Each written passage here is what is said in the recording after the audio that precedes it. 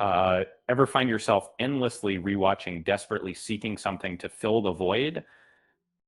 It's a common struggle for uh, fans of the witty dialogue and small town charm.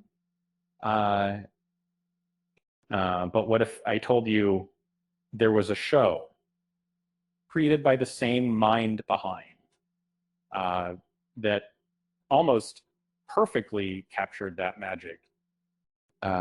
Lauren Graham and Alexis Bledell's rapid fire conversations weren't just clever writing. They needed performers who could uh, deliver body. Um, the chemistry and skill of the cast were a huge part of what made so special. And the show's numerous love interests fueled passionate debates among fans. Um, and so, why has it been so difficult for anything to truly replace it?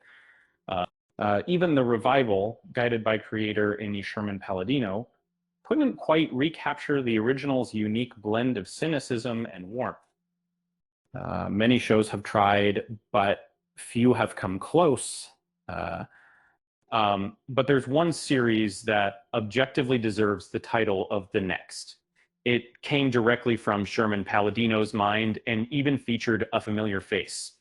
Kelly Bishop, who played Maid a Supervisor, out. But Emily Gilmore has so ever been fought. The show was set in a quaint town and centered around a strong-willed woman navigating both personal and professional challenges. And in 2012, ABC introduced, starring Sutton Foster as Michelle Sims, a former ballerina turned Vegas showgirl.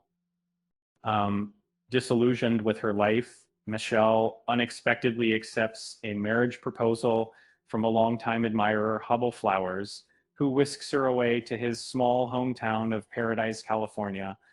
However, fate takes a turn when Hubble passes away shortly after their arrival. Michelle finds herself unexpectedly thrust into the community, taking a job at the local dance academy. The catch? The academy is run by her mother-in-law, Fanny Flowers, played by Kelly Bishop. Uh, the stage is set for a hilarious clash of generations as Fanny and Michelle attempt to run the academy together, while Michelle adjusts to small town life after her husband's sudden death. Uh, it had all the ingredients for success, and critics agreed and received glowing reviews from publications like uh, and it seemed destined for greatness. But despite the critical acclaim, the show struggled to find an audience, debuting with only 1.64 million viewers. And comparing it to is unfair, given the changing television landscape somehow. Um, However, the contrast is striking, and it was premiered to a respectable 5 million viewers and maintained a remarkably consistent audience throughout its run. Even in its later seasons, averaged around 4.4 million viewers per episode. Um, it's an impressive feat, especially considering how long the show lasted. Uh, Unfortunately, couldn't achieve the same level of success. Premiering in 2012 and ending in 2013, lasted only one season, despite a passionate online campaign to save it. The show even featured appearances from several regulars, including Kelly Bishop, Liza Weil, Greg Henry, Rose Abdu, Alex Borstein, Sean Dunn, and Chris Eigeman. While these cameos were a treat for fans, they weren't enough to save the show Uh, a revival would have undoubtedly garnered more support from the show's loyal fan base. Um, its cancellation, while disappointing, wasn't entirely shocking.